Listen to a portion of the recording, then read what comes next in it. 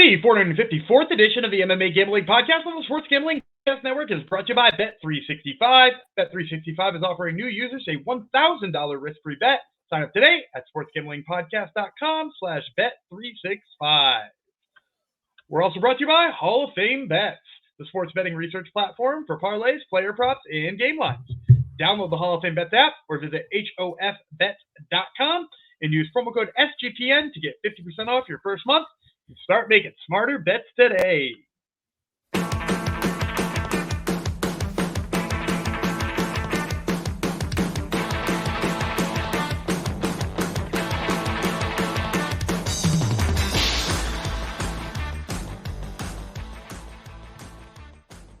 Howdy ho, Degenerinos. Welcome to episode 454 of the MMA Gambling Podcast and the Sports Gambling Podcast Network. This one goes out to Captain, one of our friends in the Discord.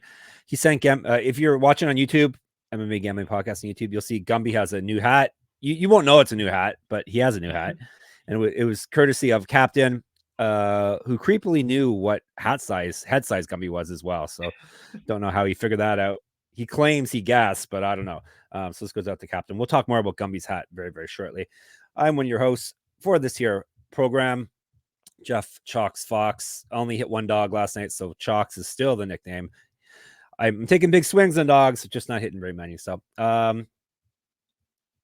it was a night last night. I want to say it was a bad night, but it wasn't a horrible night for my picks. It was an exciting night of fights, stuff like that. So we're going to recap UFC Vegas 82 aka UFC Fight Night Allen versus Craig. It was MMA, so some weird things happened. Let's bring in the man I was just speaking of, Daniel Gumby Reeland. I'm going to ask him this question. Gumby, do you like submissions? I do. I love submissions. So it was a good last night night for was that. all about it. Yeah, Yep. I will. I'll ask you. You said only one dog hit and weird things happened.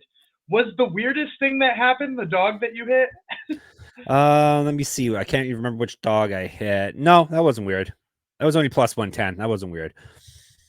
No, but I mean in the method of him winning. Just the fact that he went from being like squished on the mat and being beat up, and then suddenly was like just stood up and was like, "Here's a choke." I have faith in Yo Anderson Brito, so no, it was not a surprise. I am not surprised by my performance. Well, let's talk about your hat first, since I hinted at it. Is that rainbow bacon on your hat? What is that? It's not rainbow bacon. I think that's the fat in the bacon. Oh, it actually is bacon. I was joking about bacon. It really is bacon. Yeah. And if you look in the bacon, like in the fat grooves in there, it actually says Iron Pigs, which is the same team I was wearing. Yeah, it's Iron Pigs again, the same team I was wearing last week. And apparently Captain is from that area. I thought I could use a bacon hat, and I could, and it's exactly my size, 7 3/8. If anybody else is wondering. Christmas is coming, everyone. 7 3/8, and I know where Gumby lives as well, so you can drop it off personally if you like. I'll let you know the address. Nope, can't do that. Gumby was flexing in the Discord last night, saying if Paul Craig had won, it would have been your greatest gambling night of all time. Paul Craig did not win. So where does last night rank? Still really good. Jekka Saregi wound up being a big one. I know I picked Lucas Alexander on our show, but if you were in the Discord, by the way, be in the Discord because you get gems dropped like this. I saw the number post on Jekka Saregi by knockout at 11-1, and I was like, there ain't no way that's an 11-1 odds. So there were some guys in the Discord who had some free bets floating around from various sports books. And I said, yo, you could do a lot worse than Jekka Saregi by knockout. So there was a slew of us on 11-1 Jekka Saregi by KO. Nice. You had like a $50 free bet or something you're going to use on it, didn't you? I did indeed, and may have possibly gone a little further than that too. So it was a very, very nice night. and he still showed up to record the show this morning. Amazing. NBA went well for you as well. Did you hit any of your first field goal props that you do every day? Oh, 2 out of 3. No way. Yeah, Jalen Brunson and Giannis Antetokounmpo both got their first buckets yesterday too. 5-1 and 3.5-1. You're on a little bit of a slump, so that's good, right? You're back winning again. Yeah, I mean, I think I'm still. You guys should go read those articles. There's one up right now for the 19th. I think I'm up 30 something units in November, so not that bad of a slump. No, that's almost better than the sheet, the vaulted sheet that we hear about in our Discord. So, all right, let's talk about UFC Fight Night. Allen versus Craig, aka UFC Vegas 82. Guess it was a pretty good event overall. A lot of finishes, a lot of submissions, a lot of rear naked chokes. So let's just jump right into it. It was in the UFC Apex, so I don't have any attendance or gate or any of that jazz. But in the main event, Brendan Allen was present. He was in attendance. He took care of Paul Craig, submission rear naked choke, 38 seconds into the third round. We were both in on Craig. Someone got mad. Who cares about Reddit people? But someone got mad that I say that in my preview that Allen relies on his grappling. And what did Allen do last night? He relied on his grappling to win the fight. This guy was mad because he dropped Silva and then submitted him, which sometimes Brendan Allen does that, but more often than not, he takes a person down and submits him. So Paul Craig, I don't know. It's 2023, almost 2024. I don't think I've said this before, but your whole plan doing jiu-jitsu off your back probably doesn't work at this level of MMA anymore. Maybe that's just my take. Maybe it's a wrong take, but Brendan Allen submitted him rear naked choke. Go ahead, Gumby.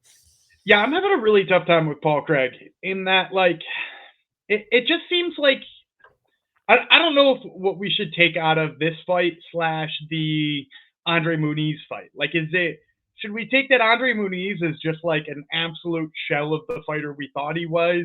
Should we take that Brendan Allen is really, really freaking good? Because I know that's some people's take, right? That Brendan Allen is phenomenal. And clearly he was better than I thought he was, or Paul Craig was worse than I thought he was. But I don't know how good he is or whether or not he was just a bad style matchup for Craig. I mean, like up front, I thought Craig was going to have a wrestling advantage. I thought Craig could get his hands going because Craig against Andre Muniz looked great. And I was hoping it was the change to middleweight that made it all look great. I mean, I attributed all that. I was wrong. And I'm having a tough time coming to the conclusion of, is it just that Muniz is that bad and I should not have given Craig that much credit? Or is Brendan Allen just like such a jump from there? Andre Muniz. Andre Muniz Andre Muniz is at home going, what did I do wrong? Why is Gumby crapping on me? I didn't even fight last night. He got wrestled by Paul Craig. He got wrestled by Paul Craig. Yeah. Brendan Allen's good.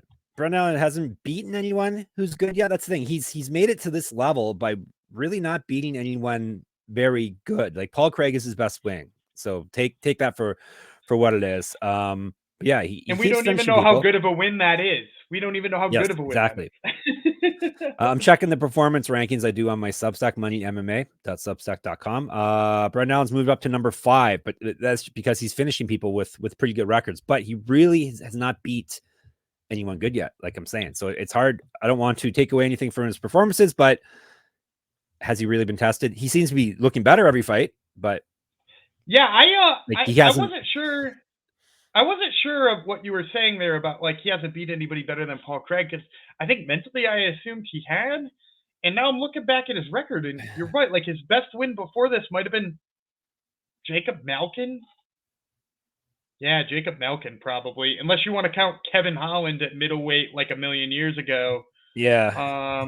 Like that was like his UFC debut, but yeah, maybe Kevin Holland, maybe Jacob Malkin, but you're right. It's kind of a weird record. So it just leaves me in this weird limbo where I don't know how good either of these two guys are.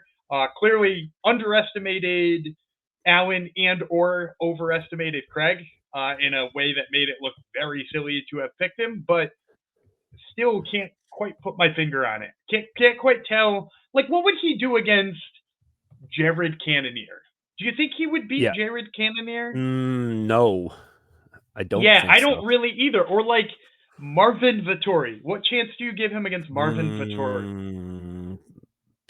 More than Cannonier, obviously, but yeah, it's still. I would probably make him the underdog, probably a slight underdog for that fight. And so like any of the guys I'm thinking of in like the top 5 or 6, I don't think I would put Allen in front of any of them. So it's like a weird circumstance where, like, undeniably he's on a great run with tons of finishes, and he's performing better than we always expect him to. But like, our expectations seem not to be changing, which is it's a weird position to be in. Yeah, maybe we're just Brendan Allen haters. Have you ever thought of that? Perhaps we could be secretly. It's very possible. And he's good fighter, fun fighter. He gets hit too much. That's one of the issues. It's not an issue last night because it's Paul Craig, but that's an issue that would happen if he fought Jared Cannonier. You don't want to get hit too often, so that would probably be an issue with him. But we'll see who he gets next. Interesting to see. Who would you book him with next? I mean, I think you got to put him with one of those top tier guys with a winning streak like this. I just saw Dolidze got booked for February. I'm trying to remember who they booked him with. So like, he's out of the question. But I think like Marvin Vettori makes sense. Like nobody's begging to see another Marvin Vettori title shot. So like, he's the right guy to like turn away a prospect or let a prospect vault off of him. Yep. That's true. All right. Let's make it happen, people. Let's make it happen. Let's make these ad reads happen. Bet365. We are brought to you by Bet365. Bet365 is the world's favorite sportsbook, trusted by over 88 million players worldwide. Prop sides, totals, live betting. Bet365 has you covered. And if you like boosts, you're going to love Bet365, like a 30% profit boost on your NFL same game parlay. Plus, they even have an early payout offer if your team goes up 17 points. Sign up today and choose from 2 bonus offers, either a $1,000 no sweat bet or bet $5, get $150 in bonus bets. You can't lose with either of those. It's a win-win proposition. Just head to sportsgamblingpodcast.com/bet365. That's sportsgamblingpodcast.com/bet365, or use the sign up link in our show bio. Even easier. You can just click away that way. All of our lines on the podcast are coming from Bet365 now. Is there a Bet365 bet that you like going forward, Gumby? Did you know I was going to ask you that? I didn't know you were going to ask me that. Pick the Chiefs money line on Monday night. How about that? All right, who they playing again? The Eagles. Oh, well, there you go. That's why Gumby does not like the Eagles. So take that with a grain of salt, people.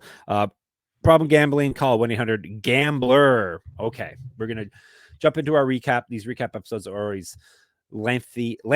Is it lengthy or lengthly? It's lengthy with no L, right?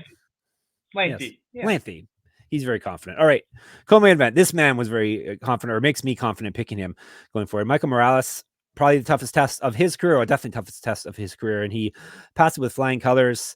Just a really solid, technical, smart performance with the striking. He took care of Jake Matthews 30-27, 29-28, 29-28. We both had Morales at -275. I think the only thing making us not more hyped on Michael Morales is like, he's in the stage of prospectum where we all kind of expect him to just steamroll opponents, right? Like when we saw Shavkat Rakhmonov make his run up the welterweight rankings, like at this stage, he was just blasting people right away. Michael Morales already has that like technical approach that you need when you're fighting people who are at the very top of the division, but he's doing it with Jake Matthews, which I think is giving some people like pause on him as a prospect. But he did do everything he needed to. Would have liked the foot on the gas a little bit more, but like, yeah, Michael Morales is the real deal. Jake Matthews has been knocked out one time in 26 fights, or 26 fights now. So it's not like he is a pushover. So sure. Thoughts on the youngster, Michael Morales? Thoughts on who you would like to see him fight next, Mr. Bookmaker, not Bookmaker, Mr. Booker. I'm trying to think of the bottom of that division, but like he's got to fight like the Jeff Neals of the world now. I feel like, like the Vicente Luques, like the type of people they're booking Ian Gary with are worth like a fight ago. Because like he's now entering the bottom of the top 15. You don't want to run against another young prospect. So like, yeah, let's say Jeff Neal. All right. Book it. Speaking of young prospects, maybe this kid is actually going to be okay after all. He's not a kid. He's having a baby. That's crazy. Chase Hooper. He's married and he's having a baby. He's a full-grown man now at lightweight. Chase Hooper took care of Jordan Levitt. I should have left him alone and not picked him and gone with Hooper, but I didn't. I thought Levitt would be able to handle him. Turned into a grappling was basically the whole thing was a grappling fight. Hooper ended up, he's slick on the ground. That's one thing the boy does have. 258 in the first round, got himself a rear naked choke. Gumby had Hooper at minus 225. Yeah, I think he would have won this fight on the feet too. I think he's a better boxer, and I think Levitt knew that. That's why Levitt was just trying to get to the ground with him as quickly as possible. Levitt only seemed to have an advantage in the wrestling, and even then he couldn't hold the top position because of sweeps and submission attempts and stuff like that. Hooper looked legit on the mat. I think he found his weight class. 155 seems it. He's grown into it. He seems to be figuring it out. Want to see more of him boxing because he looked good last time. But I'm sure we'll see him against somebody who can box a little bit more than Levitt can next time. His first 2-fight winning streak in the UFC. 3 of his last 4 have been wins. So perhaps, and 2 of them were finishes. So perhaps at 24, Chase Hooper is ready to burst onto the scene officially now. Bantamweights, Peyton Talbot had some rough patches with. They were calling Nick. I thought it was Aguiar, but they were calling him Aguirre or something, right? Aguirre. Real. Aguirre, yeah. Mark Aguirre, former Detroit Piston. Anyway, Slick Nick wasn't so slick. He got himself submitted. He's supposed to be the ground whiz, but got himself submitted. Rear naked choke. 58 seconds into the third round. Talbot got himself out grappled in the first round, but whatever Nick's last name is pronounced, got himself kind of gassed out, and then the youngster took care of him. Minus 800 for Peyton Talbot.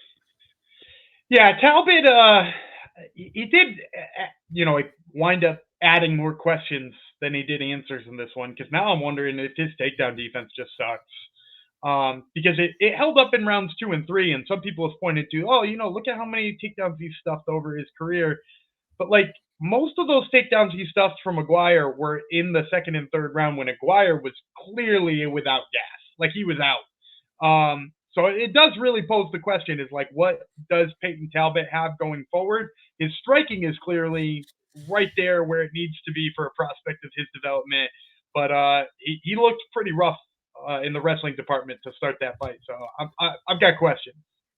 Yep, we got questions. Hopefully he will answer it over the next few fights, and we don't lose any money on him in the meantime. Women's strawweights, our girl is back. Amanda Hebos. This was the highlight of the night. TKO spinning wheel kick and punches over Luana Pinheiro. 3:53 into the third round. Pinheiro's tough. She did not go down with that square in the face spinning wheel kick. It took follow-up punches to finish her off. Hebos is tough as well. She gets hit too much. It's a problem for her. Probably going to limit her ceiling here because she does get hit a lot, and she can't always, come back and pull the fight up. But she's got the heart. She got the toughest. She's got the gas tank, and obviously she's got some explosive finishing power here, especially at strawweight. We had Hebos at minus 250, and then she gave a delightful speech. She only freaked out a couple times during her post-fight interview, so it was a tame night for her. It was a really good one. I love Amanda Hebos' speeches. I'll also say this, a lot of people were like, perhaps she has knockout power, or perhaps she just hit her with something kind of wild. I think she was hurting her the whole time. She had a couple of those spinning back kicks to the body. And if you look at the freeze frame, which I know you posted in our Discord, when she hits Pinheiro with that spinning back kick to the face, Pinheiro's hands are down on her side. And I think it was because she was trying to block the spinning back kick to the body, which had hurt her at least once, probably twice. She kind of set it up beautifully by going to the body a couple of times and then going up top. And, I think the fact that she could hurt her regularly bodes well for her at strawweight. I think we always said we liked her better at strawweight. And so it's good to see her back there. She pretty much put everybody on notice that she's back at strawweight and going to be dangerous. Yep, definitely dangerous. And it wasn't a bad performance by Pinheiro at all. She's a little wild with her striking, but dangerous, obviously, with her striking, and also super tough. So I don't think it was a bad performance by her at all. No, I don't think so. And what we said about her beforehand was true. She puts together blitzes, which can be really dangerous for somebody who gets hit a lot, like Amanda Hebos. But Hebos is tough, so credit her on that one. She definitely is. All right, the opener. Boy, I got this one wrong. I'm not sure if you expected him to. I don't know. We'll let Gumby speak for himself, but Mektebek Oralbai at welterweight. I said his name wrong, I'm sure. Again, Uros Medic, submission neck crank, 4-12 into the second round. He just dominated that fight. Medic probably was quite happy to tap out there because the Orobai dominated in a short notice UFC debut at minus 170. I was going to say to Gumby, I don't know if you're expecting him to out grapple Medic or not, but I see you work. Okay, I see why you picked him based on who he had in his corner. I'm like, oh, Gumby picked him because he's the alpha male guy. That's why. I'm not like team alpha male on every single pick, but like he's different. You know what I mean? Like he is incredible. And yeah, the announcers kept hyping him up like he was a striker. And don't get me wrong, he's got some knockout and TKO wins, but most of those knockout or TKO wins are ground and pound wins. And then in addition to that, like, yes, he did win by the uppercut last time, but he's a wrestler and he's an incredible wrestler at that. And it'll clearly working with alpha male. It's not just like he's got a good Kyrgyzstani base for wrestling and like didn't add anything. He's clearly adding things too. That dude is dangerous. And he's going to go down a weight class next time, he says, which, oh yeah, man, he says he's going to be a lightweight next time. And that's what he's doing to welterweight. So I'm here for it. Yeah, I guess he was a little undersized. Like Medic was a bit bigger than him last night. So, okay. If he wants to cut another 15 pounds, go right ahead. Yeah, I don't love the idea of him because I think his gas tank is part of what's great about him, right? It was like he was just motoring Medic. Medic looked exhausted and he was still going. So, and some of that was probably his will was breaking as well. But like, I kind of wish he'd stay at 70 and just see what happens. Best hat of the night, Orobai or Brendan Allen? Orobai. Yeah. Orobai goes for Allen looks goofy, which is fine. But yeah, goofy hat. All right. Gumby killed it. I guess the person that commented LOL on our YouTube video with our main card picks was not LOLing at Gumby because he went 5-1 on the main card picks. So he was not. I think he was after me. And I hit my prop of the week there too. You missed that. Yes, we haven't got to that yet. Stop bragging. I went 3-3. So yeah, he LOL'd on my Reddit my Reddit column I posted too. So it's obviously me. I'm the target for that Joker. Anyhow, let's tell you about something that's not a joke. That would be Underdog, right? Gumby, is that what graphics coming up on the screen here? Is it Underdog? It is Underdog Fantasy. There it is. Underdog Fantasy. Let me tell you what I'm going to tell you about them. Even though I should have it memorized because I love me some Underdog Fantasy. Gumby and I write Underdog NBA articles every day on sportsgamblingpodcast.com. We swap back and forth. We should check who's doing better of the two of us. But anyhow, we give you Underdog Fantasy NBA picks, but they got every sport. Underdog Fantasy has a way to play alongside your favorite fantasy players all season long. NFL, NBA, NHL, college basketball, and college football. Simply pick higher or lower on your favorite players, fantasy stats, and cash in. Do you have an Underdog pick and play, Gumby, for today's show? It could be any sport because you're a master of all.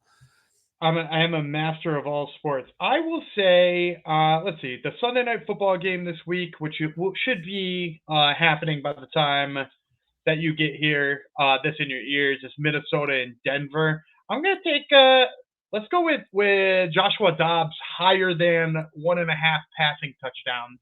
And that's one of their famed scorchers. So you're even going to get a little bit of bonus if you throw that one in there. Dobbs to throw 2 touchdowns tonight. Fantastic. Watch along, make your picks or make Gumby's picks that he told you to make, and maybe make a little cash over on Underdog's mobile app or website, underdogfantasy.com. When you sign up with the promo code SGPN, Underdog will double your first deposit of up to $100. That's Underdog Fantasy, promo code SGPN. And Hall of Fame Bets. We are brought to you by them as well. Win bigger by betting smarter this NFL season with Hall of Fame Bets, the sports betting analytics platform for parlays, player props, and game lines. Research every NFL, NBA, MLB, and soccer bet with historical stats and data. Enter any parlay idea into Hall of Fame Bets revolutionary parlay optimizer tool to get hit rates broken down by leg, as well as an expected probability for the entire parlay. Sort all players by hit rate for any bet to learn which players are hot and which picks have value. Stop betting in the dark and join over 30,000 users researching with Hall of Fame Bets to craft more intelligent, data-driven parlays.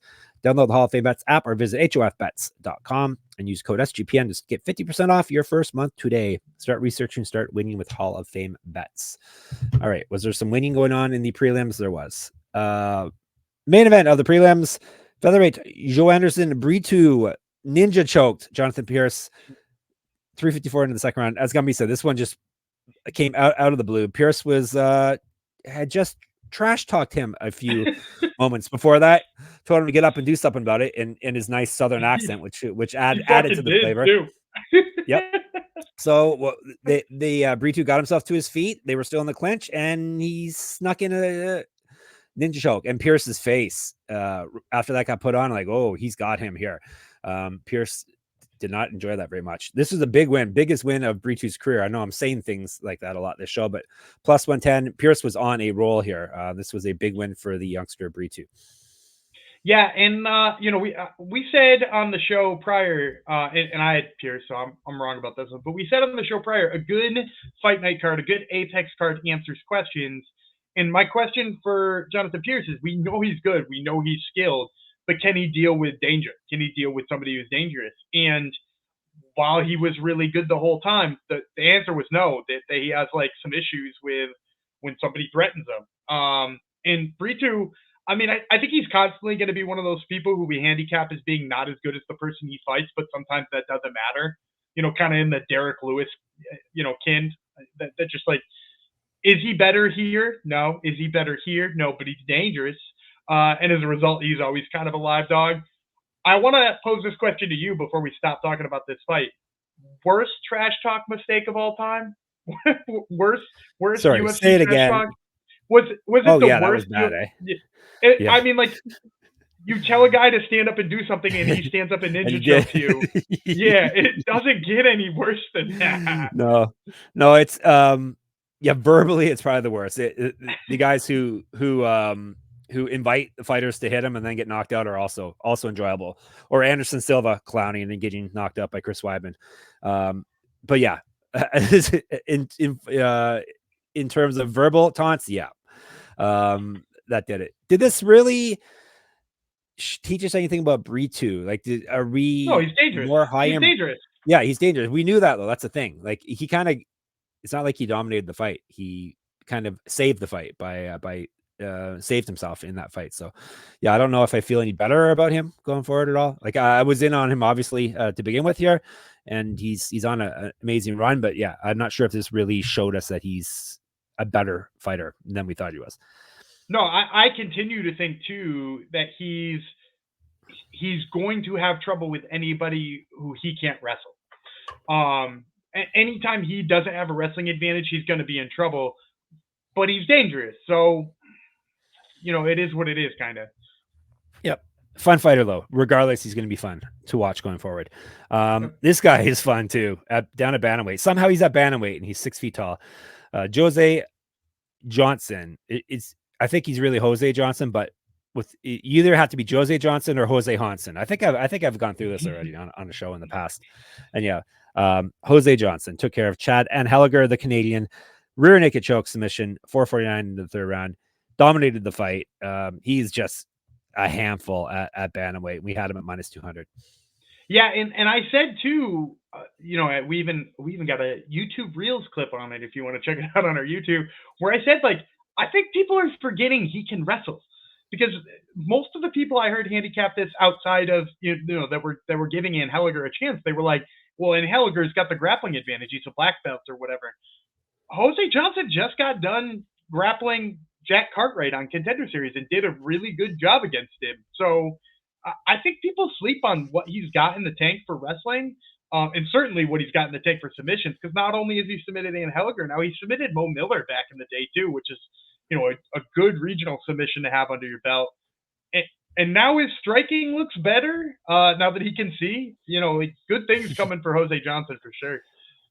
Chad Anheliger must have listened to our show, or actually, he probably listened to Top Turtle because you interviewed him and Jose Johnson. He probably heard about him getting his eyes fixed. He's like, all right, I got to do some eye pokes here and fix that. So he almost wrecked Jose Johnson's perfect vision, but luckily he got by unscathed with the eye poke. All right.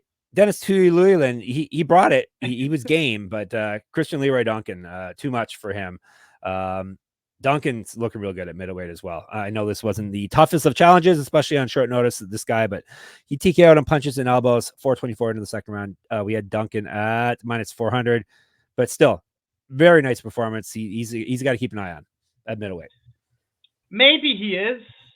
Maybe he is. Oh, I don't know that he is. Dennis you can't tell from Toilulen. that. Yeah, Dennis Toilulen makes everybody look like a world beater. So I'm just going to reserve my judgment and say that we should talk about the next fight. Fine. Can we at least fire Toilulen then? Yes, I fired him last time. Sure. I don't know how he came back. We haven't fired anyone else yet, so we'll see. Do we have to? You want to move to the next fight for real? Do you know what the next fight is? I don't remember. Oh, was it the heavyweight? No, not the weird.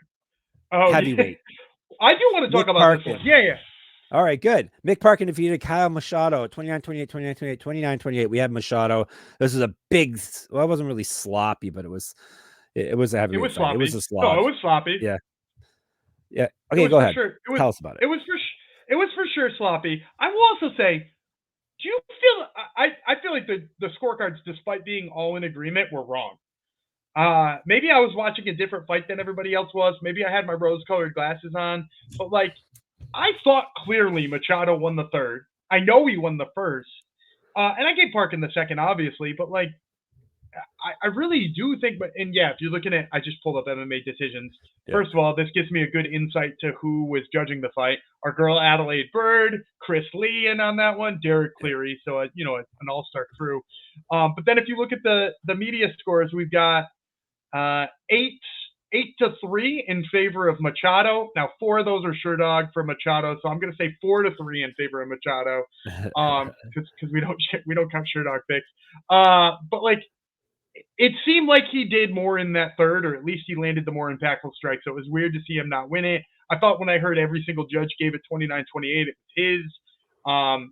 Nevertheless, I will say, despite being sloppy, despite being maybe not a technical brawl like we were hoping it might be, taking a swing at 270 on Cal Machado here in a fight that close, I think was worth it.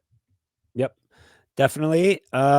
Speaking of taking swings, Gumby took a swing on this, not in the official picks, so all you people lost out unless you were in our Discord. Lucas Alexander came in short notice. Yep. Lucas Alexander came in short notice and missed weight. So missing weight not always, but often makes you lose your fight. And he definitely did that. He was dominating the fight pretty much. And then he got himself, he kind of tripped, or he ended up on the ground. When he popped up, he got knocked out real bad by Yeka Saraji with punches, 131 in the first round. This is what they call a puncher's chance. That the man's always going to have a puncher's chance in every fight he's in, even when he's getting dominated. Yeah, and puncher's chances when they're 11-1 are worth it to swing on. Yep. I see a lot of people take, oh, Derek Lewis has got a puncher's chance and he's plus 275 on the KO. Plus 1100 is a real swinger's chance. And hey, that's a good one. I don't think we walk away from this realizing that like Jeka Saregi is good. I don't think we walk away from this being like Lucas Alexander is bad. We might question his fight IQ maybe a little bit more, but like he's a guy who went toe to toe with Steven Peterson and outboxed him. So like we know there's more in there from Lucas Alexander, and I'm not sold on Jeka Saregi. I'm a fan now. For the rest of my life, I'll be a fan. Definitely, yeah. We haven't learned if he's actually good, as we like to say. We don't know if this lady's actually good as well. One of our favorites, women's bantamweight, Eileen Perez, Fiona Perez, Eileen Nurmagomedov, unanimous decision, 29-27, which is a silly scorecard. 29-28, 29-28 over Lucy Pudilova.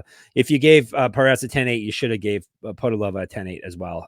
But anyhow, Eileen Perez came through, and then she twerked in front of her little kid in the crowd. Yeah, I saw some people having a big problem with her celebration, and I'm like, she's do you delightful. realize? Well, and also, do you realize what we've got going on in MMA? Like, she's probably the least of our concerns. There's far worse post-fight celebrations than what she did. That being said, maybe I am underestimating her because of like some of the performances she's had, or maybe because she beat up on Ashley Evans Smith and then ran her mouth, or because she, before her UFC debut was talking about being the greatest featherweight on the planet and needing to fight Amanda Nunes before she retires. Maybe all of that just turned me off of her, but I still don't feel like she's like, I mean, I guess I would pick her if she was fighting Lucy Pudilova again. Maybe I need to be lower on Pudilova, but like, I don't think there's a lot of bantamweights I would pick her over. And I don't know if I'm just being a hater because of the smack talk or not what, but yeah, I'm still not sold on Aileen. Don't worry about picking her over Lucy Pudilova, because Lucy Pudilova will not be in the UFC any longer. That's my prediction. 3-7, she's gone. This fight, I didn't realize it got overturned until after the fact, Gumby. I thought this was a big fat L for us. I should have exactly, because I don't watch the afterbirth of each fight. But yeah, this I don't really agree with it. But anyhow, Trey Ogden submitted Nicholas Mota, but then they decided it was no contest, premature stoppage, 3-11 in the third round. What did Trey Ogden do wrong here, Gumby? He was dominating the fight. He would have won the fight. He submitted the guy, and now they're like, no, you got a no contest. He should have just laid on top of him and not tried to submit him, I guess, and he would have won the fight and got his double payout. I don't know. I hope the UFC took care of him. Not really much to say here other than we got saved. Like, this is a good beat for us Nicholas Mota guys. Yep. I mean, maybe the only takeaway is I think I talked about how I didn't really trust Trey Ogden now that he's like a full-time coach. And it doesn't seem to have, he doesn't seem to have lost the steps. In fact, he might be a little sharper. So, yeah. I mean, his skill set's fairly obvious in what he wants to get done. But it's good enough that it's beaten guys. So, I mean, or no contesting guys dominantly. What do you think of the stoppage? The ref asked him multiple times. It's the same thing happens with striking. If he was eating punches and he didn't reply to the ref or move or whatever, they would have stopped the fight. So he stopped the fight. He didn't move. He looked like he was dead. Stop the fight. It's the same thing I said with the Edgar Cheriz versus Daniel Lacerda fight. Is like, we have to leave this to the judges. If the guy doesn't respond and you call it and he comes too quickly or he was never out or whatever, you have to trust the fact that he didn't respond. Like, there's been times people have been punched and we stop the fight and we go, that was probably a touch early. And even the ref admits it was a touch early. We don't overturn it. So I think we got to stop overturning ones where the guy doesn't appear to be intelligently defending himself anymore, because that's what the rule book reads. And at that point, Nicholas Mota did not look to be intelligently defending anymore. Was he unconscious? No, turns out he wasn't. But if you ask him and he doesn't respond and he's clearly not doing anything, I think these things ought to stand. Like, I think Trey Ogden should have walked away here with a submission victory. I thought the same thing about Edgar Cheriz, a month ago. Yeah, and then there's times where they don't overturn things too. Like, there's no rhyme or reason, as per usual. Maybe it's because they're in the Apex and they heard the color commentators who hate all refs yelling about the ref having a horrible stoppage. So, Dom Cruz, baby. Yep. It's almost like he thinks like he was wronged in a fight, and now he's never going to let it go. All right, the opener, Rafael Estevam looked fantastic. Came in quite overweight, 128. So that is an issue. Other than that, he dominated Charles Johnson, stole his energy from him, 29-28, until we got to the third round and he got himself tired. So maybe there was issues here. He came in overweight. Perhaps there was an injury coming into this, or he couldn't train his cardio properly because he was gassed up at the end of the fight. And like I said, he came in overweight. So hopefully this isn't an issue for him going forward, because he looks like he could make some noise at flyweight. Just an incredible pressure wrestling and grappling. It could have been the 22 takedowns he shot. Like, he shot 22 takedowns in this fight. So maybe it was that. But I will say, like, yeah, I mean, like, he's got a lot of promise, but he's also got a skill set that was perfect for beating Charles Johnson, right? We talked about Charles Johnson just not having the wrestling defense that he needs to, and you put him up against a guy who loves to wrestle. So I'm not sure that Estevam is like a future challenger or a future top 15 guy, but like, you put him up against the guy who he had a clear path to victory. Yep. All right. For bonuses, no fight of the night, performance of the nights, Brendan Allen, Amanda Hebos, Joe Anderson, Brie 2, and Yakasaraji. They all got 50K extra. As for us, I went 7-6, so not horrible. I lost $159. Gumby went 8-5, lost $66. So Gumby increases his slight lead over me. For the year, I'm at 60% on my picks. Gumby's at 57%, but he's only down 4.5% of his money. I am down 5.5%. As for our special plays, Gumby hit his lock Estevan. He lost Pudilova as a dog. He hit Matthews and Morales over 1.5 rounds. So a nice showing for him there. I pushed on Mota as my lock. I lost on Levitt as my dog. I lost on Craig as my prop. So yeah, having some problems with my fancy picks. So, and then Hungry Man Jong, they both missed. Craig moneyline, Machado moneyline, boo. One of those should have hit. Yeah, they should have. No UFC this week. The United States is doing something called Thanksgiving, but we have UFC again on the 2nd of December in the Moody Center, Austin, Texas. So it's going to be a good fight night. It's not going to be a fight night with set up for the Apex with you. Actually, the last night's fight card was pretty good, but this one's a good fight card. Dariush Sarukian, Hooker and Green, Font, Figueiredo, Brady, Gastelum. I was just going to stop when the fight stopped being good. I guess I can stop there. There's other obviously good fights, but that's a pretty solid top 4 for a fight night. Yeah, I love Dariush versus Sarukian. It's also nice to see Sarukian being given a shot to like crack that top 5. You know, and you mentioned that Hooker Bobby Green fight's probably going to be straight crazy. You know, you didn't even. I mean, like you said, you could have. You know, you stopped at the when it stops being good. Khalil Roundtree versus Azamat Murzakinov's a sick fight on that card. Yep. Drakkar Klose versus Joe Selecki's fun. I mean, former champion Misha Tate is on this fight card. She's fighting on the prelims, which is nuts. I always love Clay Guida. We're going to get to see Clay Guida again. Yeah, this one's going to be a good one. There's lots of, like I said, on these non-pay-per-view events, you look for questions to be answered or fun-ass fights, and I think you get both of them on this one. It should be a good one, but we got a couple weeks for that. So this coming week, we're not going anywhere. We have regional MMA to cover for you. Cage Warriors on tomorrow's episode, and then we got back-to-back PFL events because they're putting on their not events but episodes. They're putting on their biggest event of the year, their championship. So we're going to do prelims because their prelims is pretty stacked too for PFL, and then we're going to do their main card on Thursday. So that's Wednesday and Thursday's episodes. Until then, we'll be in the Discord, sportsgamblingpodcast.com/Discord. On Twitter, we're at SGPN MMA.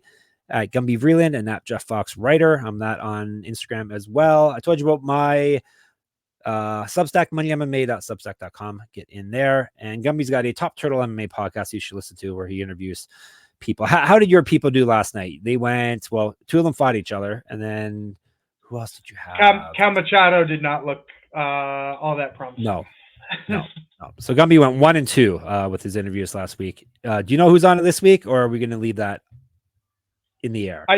I do. I got a couple of guys from Cage Warriors on here this week. I'm talking to a pair of guys from the Netherlands, Orlando Prins, who's going to be fighting on Cage Warriors come. That fight card's on Saturday, and Dan Doyce. We're going to talk about him as well tomorrow. So make sure you listen tomorrow. Cage Warriors 164. We will cover. Obviously, sportsgamblingpodcast.com is the place to be. Go there for all good things in the sports gambling world, including Gumby and my writing on various sports. And make sure you get into our Discord, sportsgamblingpodcast.com/Discord, not Discord, the Patreon, sportsgamblingpodcast.com/Patreon. Help us crush corporate gambling. Get in the Discord too, as well, obviously. All right, we'll be back tomorrow. It will be me. What's my name going to be? What was the best nickname last night that I want to go with? I'll be all in. Jeff Fox tomorrow. And I'm going to bring along Fiona Vreeland with me as well. And we'll talk to you then. Bye.